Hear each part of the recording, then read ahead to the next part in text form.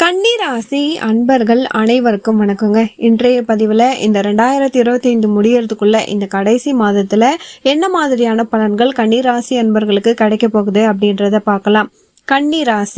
கன்னிராசியை பொறுத்த வரைக்கும் நீங்க ரொம்பவே யதார்த்தமானவங்க, சுய மரியாதையோட வாழக்கூடியவங்க, புத்திசாலித்தனமா இருப்பீங்க, சுதந்திரமா செயல்படணும் அப்படின்னு நீங்க விரும்புவீங்க, அபார ஞாபக சக்தி கொண்டவங்களா இருப்பீங்க, நடுத்தர உயரமும் இயற்கையான அழகு உங்களுக்கு எப்பவுமே இருக்கும்.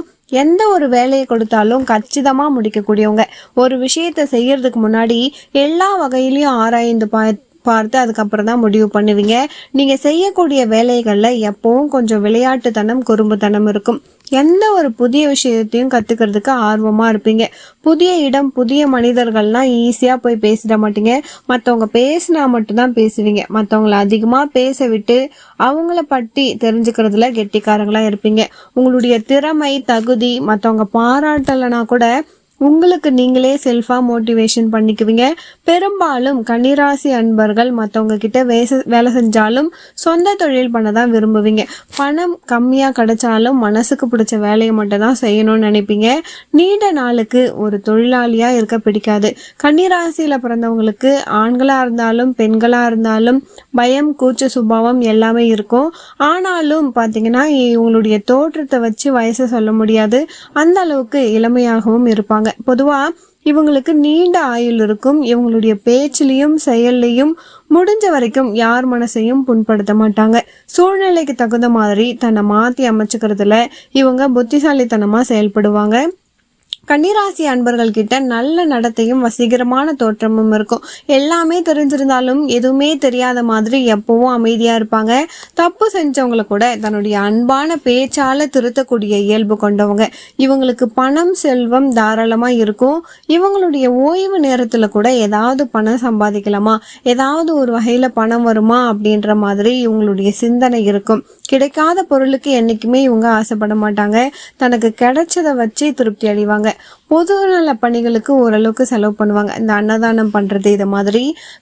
கன்னிராசி என்பவர்களுக்கு 2ஆம் இடம் வாக்குஸ்தானத்துல சுக்கிரன் அதிபதி அப்படின்றதால எப்பவும் உற்சாகமா பேசுவாங்க. இவங்களுடைய ஆறுதலான சில வார்த்தைகள் மற்றவங்களுடைய வாழ்க்கையில நல்ல திருப்பத்தை ஏற்படுத்தும். இவ்வளவு சிறந்த குணங்கள் கொண்ட கன்னிராசி அன்பர்களுக்கு மாறுபட்ட வித்தியாசமான பலன்கள் இந்த மாதத்துல கிடைக்க போகுதுங்க.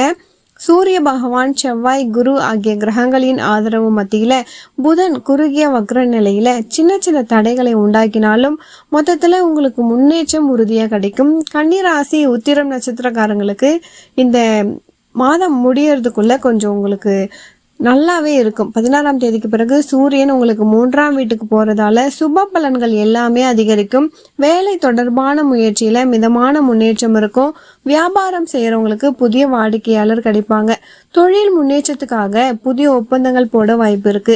குருவினுடைய பார்வை காரணமாக உங்களுக்கு பண வரவு அதிகமாகவே இருக்குங்க.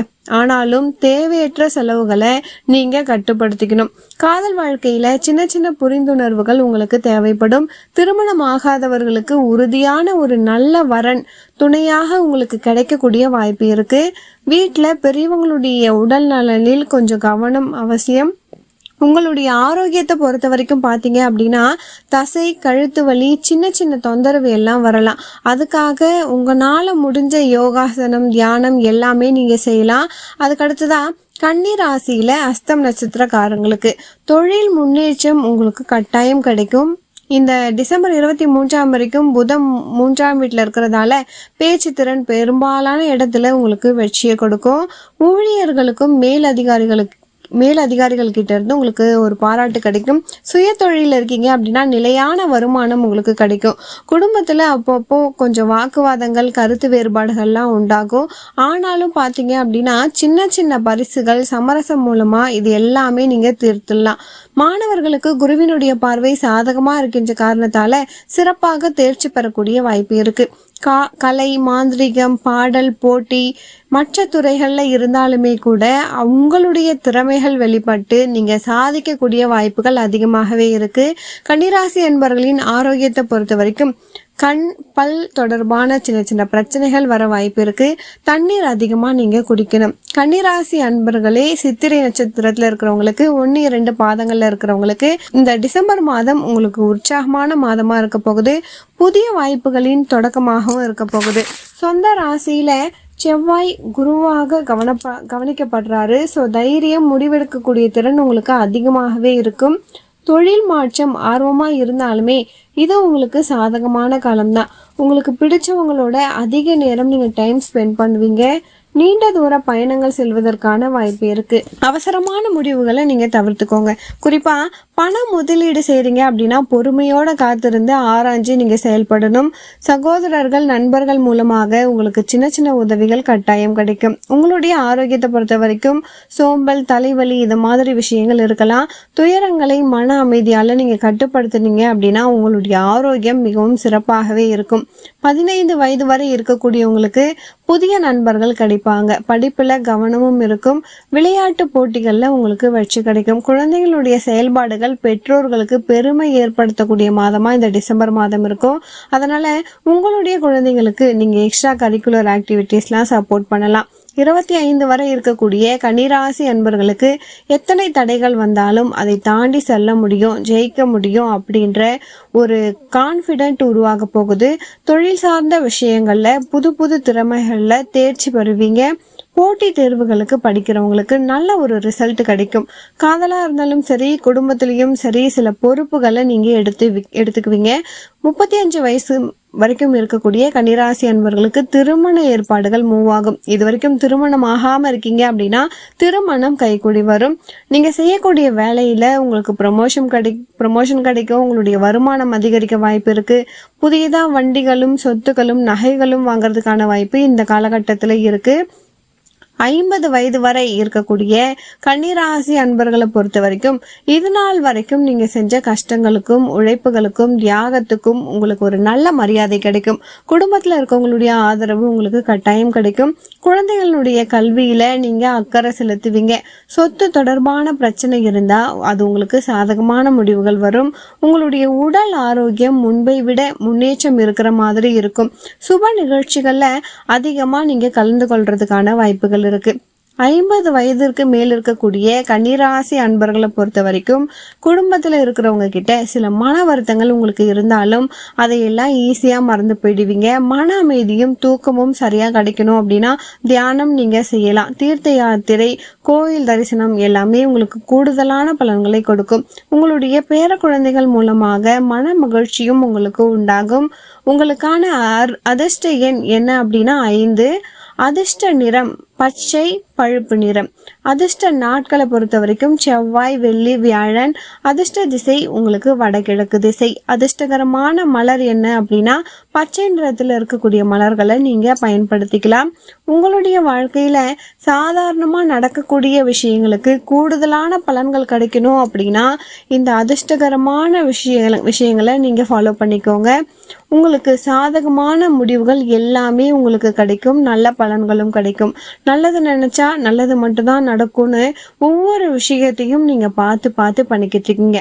ஆனாலும் இந்த கன்னிராசி என்பவர்களுக்கு உங்களை சுத்தி நடக்கிறது அந்த மாதிரி இல்லை. கொஞ்ச நேரம் டிவி பார்க்கலான்னு டிவி போடுவீங்க.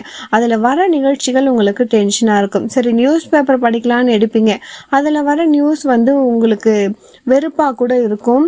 நீங்க வேலை செய்யக்கூடிய இடத்துல நிம்மதியா ஒரு வேலையை செய்யலாம் அப்படின்னு நினைப்பீங்க. அங்கேயும் கூட பாத்தீங்கன்னா கூட வேலை செய்யறவங்க சில டார்ச்சர் உங்களை பண்றாங்க. நிம்மதியா சாப்பிட கூட முடியாத அளவுக்கு இருக்கும். ரோட்ல நடந்து போவீங்க, அங்கேயும் சில விஷயங்கள் உங்களுக்கு எதிராக தான் நடந்துட்டு இருக்கும். இப்படி உங்களை சுத்தி நடக்கிறது எதுவுமே பாசிட்டிவா இல்லாத இருக்கும் பொழுது நீங்க மட்டும் எப்படி பாசிட்டிவா இருக்க முடியும் அப்படின்னு நீங்க என்கிட்ட கேட்கறது புரியுது. கன்னிராசி அன்பர்களே, எப்பவும் ஒரு விஷயத்த நீங்க தெளிவா புரிஞ்சுக்கணும். உங்களுடைய பிரச்சனை எவ்வளோ பெரிய கூட்டா இருந்தாலும் அதற்கான தீர்வுன்னு ஒன்று இருக்கும். உங்களுடைய பெரிய பிரச்சனையா இருந்தாலும் பெரிய பூட்டா இருந்தாலும் அதற்கான சாவி இருக்கும். நீங்க பார்க்குற டிவியில வர விஷயங்கள் உங்களுக்கு பிடிக்கலையா, ரிமோட் உங்க கையில தானே இருக்கு. சின்னதா ஒரு பட்டன் அமுத்துனீங்கன்னா போதும், உங்களுக்கு பிடிச்ச சேனல் வந்துடும். உங்களுக்கு பிடிச்ச மாதிரி இதமான பாடல்கள் இருக்கிற மாதிரி சேனல்ல நீங்க பார்க்கலாம். பக்தி பாடல்கள் நீங்க கேட்கலாம். உங்களுடைய மனசு நிம்மதி அடையும். உங்களை சுத்தி இருக்கிறவங்க தேவையில்லாம நெகட்டிவா பேசுவாங்க, வேணும்னே உங்களுடைய கோபத்தை தூண்டுவாங்க. அந்த மாதிரியான ஆள்கள் கிட்ட இருந்து நீங்க எப்பவும் தள்ளியே இருங்க. எல்லாரையும் நம்ம பேசியே திருத்திட முடியாது. உங்களுடைய வாழ்க்கையை பொறுத்த வரைக்கும் ஒரு பிரச்சனை இருக்கு அப்படின்னா அதை அப்படியே ஏத்துக்கோங்க. அதை உடனே மாத்தணும் அப்படின்னு என்னைக்குமே நினைக்காதீங்க. நம்மளை குறை சொல்றவங்களோ நம்மளை பிடிக்காதவங்களோ நம்ம பக்கத்துல இருக்கிறதுனால தான் நம்ம வேலையை ரொம்ப சரியா செஞ்சுக்கிட்டு இருக்கோம், நேர்மையா இருக்கிறோம் அப்படின்றத நீங்க கட்டாயம் ஒத்துக்கணும். ஏன் அப்படின்னா நீங்க அந்த மாதிரி ஆளுங்க இல்லைன்னா உங்களையும் அறியாம ஏதாவது தவறு செஞ்சிருவீங்க, கவனக்குறைவா இருந்துருவீங்க. அதனால இந்த மாதிரியான ஆளுங்க ஏதோ ஒரு வகையில உங்களுக்கு நல்லது செய்யறாங்க அப்படின்றத நினைச்சுக்கிட்டு உங்க வேலையில நீங்க முழு கவனம் செலுத்துங்க. சூரியன் உங்களுக்கு 3ஆம் வீட்டுல விருச்சிக ராசியில இருக்கிறதால உங்க குடும்பத்துல இருக்கவங்க எல்லாருமே உங்களை பத்தி முழுசா புரிஞ்சுக்க ஆரம்பிப்பாங்க. முக்கியமா உங்களுடைய உடன்பிறப்புகள் உங்களுக்கு ஆதரவா வந்து நிற்பாங்க. சில கருத்து வேறுபாடுகளால பிரிஞ்சிருக்கீங்க அப்படின்னா சுப காரியங்கள்ல பங்கெடுக்கிறதன் மூலமாக அந்த மனக்கசப்பெல்லாம் நீங்கி உங்களுக்குள்ள ஒற்றுமை வர்றதுக்கான வாய்ப்பு இருக்கு. குடும்பத்துக்காக காசு பணத்தை செலவு பண்றதை விட நேரத்தை அவங்களோட அதிகமா செலவு பண்ணீங்கன்னா வீட்டுல உங்களுக்கு ஒரு மிகப்பெரிய மன நிம்மதி கிடைக்கும். உங்களை புகழ்ந்து பேசுவாங்க, உங்களுக்கான மரியாதை அதிகமாக இருக்கும்.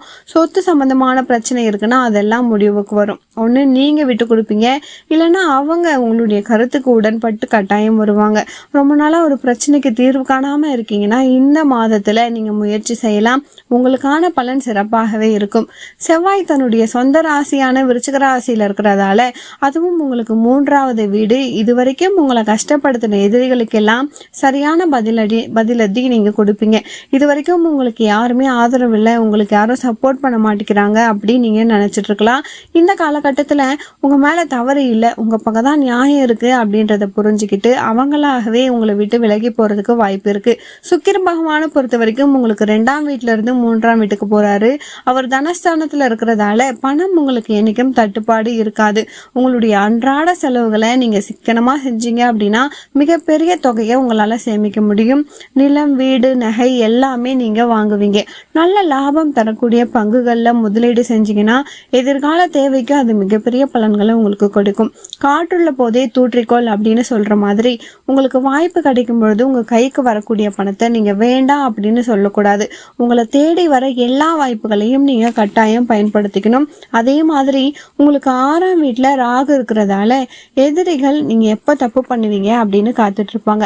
அதனால நல்லவங்க யாரு கெட்டவங்க யாருன்னு தெரிஞ்சுக்காம எந்த ஒரு விஷயத்தையும் அறிமுகமாகாத நபர்களுக்கோ புதிய நபர்களுக்கோ நீங்க ஜாமீன் எதுவும் போட்டுறாதீங்க. உங்களுடைய பேரை அவங்க தவறா பயன்படுத்துறதுக்கான வாய்ப்பு இருக்கு. இந்த மாதிரியான நபர்களுக்கு நீங்க உதவி பண்ணீங்கன்னா எவ்வளோதான் நீங்க உதவி பண்ணாலும் அதை ஒரு நாளும் நினைச்சு பார்க்கவே மாட்டாங்க. கொஞ்ச நாளுக்கு அப்புறம் உங்களுக்கு ஒரு துரோகம் செய்யறதுக்கும் அவங்க தயங்கவே மாட்டாங்க. அதனால பொருளாதார ரீதியாகவோ பணமாகவோ யாருக்காவது கடன் கொடுக்குறீங்கன்னா கொடுக்கும் பொழுதே இது எனக்கு திரும்ப கிடைக்காது அப்படின்னு முடிவு பண்ணிட்டு அதுக்கப்புறம் நீங்க கொடுக்கலாம்.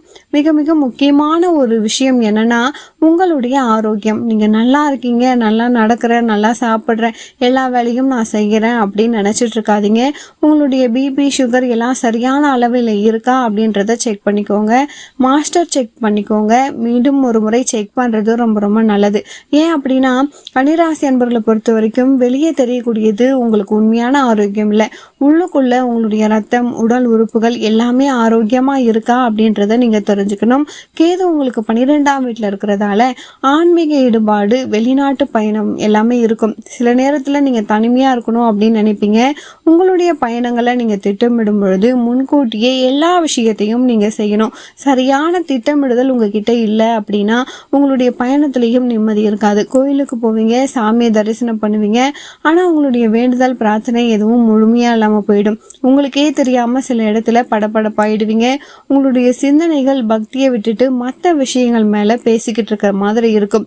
எதிர்காலத்தை பத்தின ஒரு பயம் உங்களுக்கு வரும். உங்களுடைய சூழ்நிலைகள் எப்படி இருந்தாலும் இதையெல்லாம் பாசிட்டிவாக மாற்றுறதுக்கான திறமை உங்ககிட்ட இருக்குது. அதனால் சம்பாதிக்கக்கூடிய பணத்தை சரியாக பயன்படுத்திக்கோங்க. குடும்பத்தில் இருக்கவங்க கிட்ட அதிக அன்போடு அவங்களுடைய மனசை புரிஞ்சு நடந்துக்கோங்க. உங்களுடைய ஆறுதலான வார்த்தைகள் மற்றவங்களுக்கு மிகப்பெரிய ஒரு திருப்பத்தை கொடுக்கும். எந்த இடத்துலையும் உங்களுடைய முன் கோபத்தை நீங்கள் வெளிக்காட்ட வேண்டாம். நீங்கள் விரும்பக்கூடிய ஒரு நபர் நிச்சயமாக உங்களுடைய வீடு தேடி வந்து மன மகிழ்ச்சியை உங்களுக்கு கொடுப்பாரு. அதில் எந்தவித சந்தேகமும் உங்களுக்கு வேணாம். உங்களுடைய மன திருப்திக்காக நீங்கள் பரிகாரம் செய்யணும் அப்படின்னா ஞாயிற்றுக்கிழமையில் சிவலிங்கத்திற்கு நெய் தீபம் ஏற்றி வழிபாடு பண்ணுங்க. ஒவ்வொரு புதன்கிழமையும் நீங்கள் துர்க்கையம்மனையும் விநாயகரையும் வழிபாடு பண்ணலாம். செவ்வாய்க்கிழமையில துர்க்கையம்மனுக்கு எலுமிச்சம்பழ தீபம் நீங்கள் ஏற்றிட்டு வரலாம். இப்படி வழிபாடு பண்ணும் பொழுது உங்களுக்கு அறிவுத்திறன் இன்னுமே அதிகமாக இருக்கும். அது மட்டும் இல்லாமல் ஒவ்வொரு வெள்ளிக்கிழமையும் உங்களுடைய குலதெய்வ வழிபாடு பண்ணுங்க. கோவிலுக்கு வந்து போக முடிஞ்சால் கட்டாயம் போங்க. இல்லை தூரமாக இருக்கு அப்படின்னா வீட்டிலேயே பூஜை அறையிலேயே குலதெய்வத்திற்கு மண்ணகல்ல தீபம் ஏற்றி வழிபாடு பண்ணுங்க. நம்பிக்கையோடு இருங்க. கண்டிப்பாக உங்கள் வாழ்க்கையில் மிகப்பெரிய முன்னேற்றங்கள் வரக்கூடிய மாதமாக இந்த மாதம் இருக்க போகுது. இந்த பதிவு கன்னிராசி அன்பர்களுக்கு ரொம்பவே பயனுள்ளதாக இருந்திருக்கும். வீடியோ பிடிச்சிருந்தா மறக்காமல் நம்ம சேனலை சப்ஸ்கிரைப் பண்ணி வச்சுக்கோங்க. மேலும் உங்கள் வாழ்க்கையில நீங்கள் சீரும் சிறப்போடும் செல்வ செழிப்போடும் வாழ நானும் இறைவனை பிரார்த்திக்கிறேன். அடுத்த ஒரு நல்ல பதிவில் மீண்டும் உங்களை சந்திக்கிறேன். நன்றி.